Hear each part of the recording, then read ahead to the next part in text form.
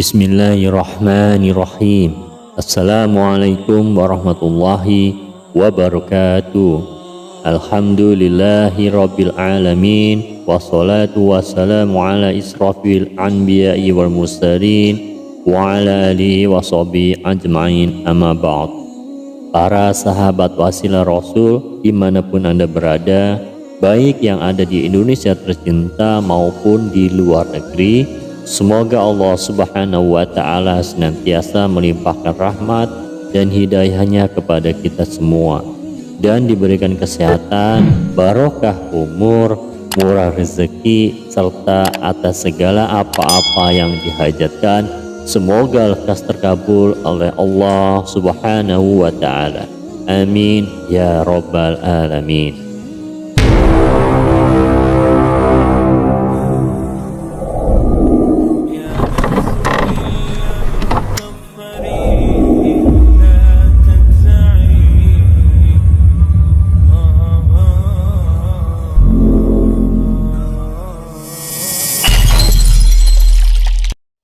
Bismillahirrahmanirrahim. Sesuai dengan tema kita, One Day One Hadith. Kesempatan kali ini kami akan menjelaskan salah satu dari sekian banyaknya waktu mustajabnya doa. Dari Jabir bin Abdullah radhiyallahu anhu, dari Rasulullah Shallallahu alaihi wasallam, beliau bersabda, waktu siang di hari Jumat ada 12 jam. Jika seorang muslim memohon pada Allah Azza wa Jalla sesuatu di suatu waktu di hari Jumat, pasti Allah Azza wa Jalla akan mengabulkannya. Carilah waktu tersebut, yaitu di waktu-waktu akhir setelah ashar. Hadis riwayat Abu Daud nomor 1048, An-Nasa'i nomor 1390. Al-Hafiz Abu Thahir mengatakan bahwa sanad hadis ini sahih. Beberapa pelajaran yang terdapat dalam hadis. Yang pertama, Imam Ahmad rahimahullah menjelaskan bahwa waktu mustajab itu adalah ba'da asar. Beliau berkata, kebanyakan hadis mengenai waktu yang diharapkan terkabulnya doa adalah ba'da asar dan setelah matahari bergeser, waktu sholat Jumat. Lihat Fatwa Soal wal Jawab nomor 11/2165. Yang kedua, Ibnu Qayyim berkata, waktu ini adalah akhir waktu ashar dan diagungkan oleh semua orang yang beragama. Zadul Ma'ad jilid 1 halaman 384. Lalu bagaimana maksud ba'da ashar tersebut? Berikut penjelasan Syekh Muhammad Salih Al-Munajjid hafizahullah. Beliau berkata, bagi yang menginginkan mencari waktu mustajab setelah asar hari Jumat, ada beberapa cara. Yang pertama, tetap tinggal di masjid setelah sholat asar, tidak keluar dari masjid dan berdoa. Ditekankan ketika akhir waktu asar menjelang maghrib. Ini adalah kedudukan tertinggi. Sa'id bin Jubair, jika sholat asar tidaklah berbicara dengan seorang pun sampai tenggelam matahari. Yang kedua, ia berangkat ke masjid menjelang maghrib, kemudian sholat tahiyatul masjid, berdoa sampai akhir waktu asar. Ini adalah kedudukan pertengahan.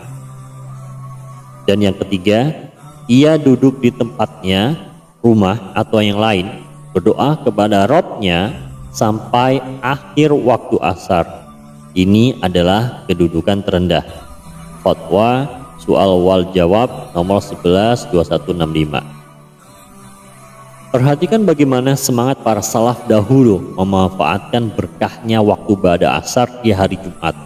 Ibnu Qayyim rahimahullah berkata, dahulu Sa'id bin Jubair apabila telah sholat asar, ia tidak berbicara dengan seorang pun sampai tenggelam matahari, yaitu sampai maghrib, karena sibuk dengan berdoa. Dikutip dalam Zadul Ma'ad jilid 1 halaman 384. Dahulu Tawus bin Kaisan, jika sholat asar pada hari Jumat menghadap kiblat, ia tidak berbicara dengan seorang pun sampai tenggelam matahari, yaitu sampai maghrib. Tarik Wasit. Catatan, hal ini juga bisa dilakukan oleh wanita di rumahnya. Setelah sholat asar, wanita berdoa dan berharap dimustajabkan doanya. Demikian juga orang yang terhalangi untuk sholat asar di masjid seperti sedang sakit atau uzur lainnya.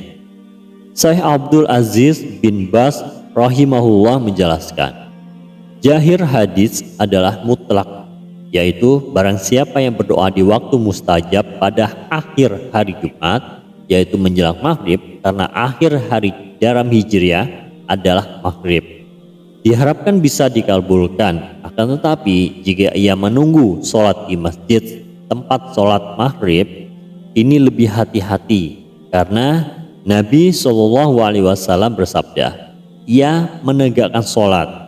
Orang yang menunggu sebagaimana kedudukan orang yang sholat, maka dalam keadaan sholat lebih diharapkan mustajab. Orang yang menunggu sholat sebagaimana orang sholat, jika ia sakit bisa dilakukan di rumahnya, tidak mengapa. Atau wanita yang menunggu sholat maghrib di musolahnya, tempat sholat di rumahnya, atau yang sakit di musolanya, berdoa di waktu asar dan berharap mustajab. Jika ia ingin menuju masjid tempat ia ingin sholat maghrib lebih awal, duduk menunggu sholat maghrib dan berdoa. Mazmud Fatawa bin Baz, jilid 30 halaman 270. Tema hadis yang berkaitan dengan Al-Quran, Allah berfirman dalam surah Al-Baqarah ayat 86. A'udzu billahi minasy syaithanir rajim. Wa idza salaka 'ibadi 'anni fa inni qarib. Ujibu da'watad da'i idza da'ani falyastajibu li wal yu'minu bi la'allahum yarshudun. Yang artinya, dan apabila hamba-hambaku bertanya kepadamu tentang aku, maka sesungguhnya aku dekat. Aku kabulkan permohonan orang yang berdoa apabila dia berdoa kepadaku. Hendaklah mereka itu memenuhi perintahku dan beriman kepadaku agar mereka memperoleh kebenaran. Aqulu qawli hadza wa astaghfirullahaladzim li wa lakum. Subhanaka Allahumma wa bihamdika asyhadu an la ilaha illa anta astaghfiruka wa atubu ilaik. Maha suci Engkau ya Allah, dari segala puji bagimu. Aku bersaksi bahwa tiada Tuhan melainkan Engkau. Aku mohon ampun dan bertaubat kepadamu. Dari Abdullah bin Amr radhiyallahu taala anhu bahwa Nabi SAW bersabda, Balighu anni wal ayah. Sampaikanlah dariku walau hanya satu ayat. Hadis riwayat Bukhari. Dari Abu Hurairah radhiyallahu anhu taala bahwa Rasulullah SAW bersabda, barang siapa mengajak manusia kepada petunjuk, maka baginya pahala seperti pahala orang yang mengikutinya, tanpa mengurangi pahala mereka sedikit pun.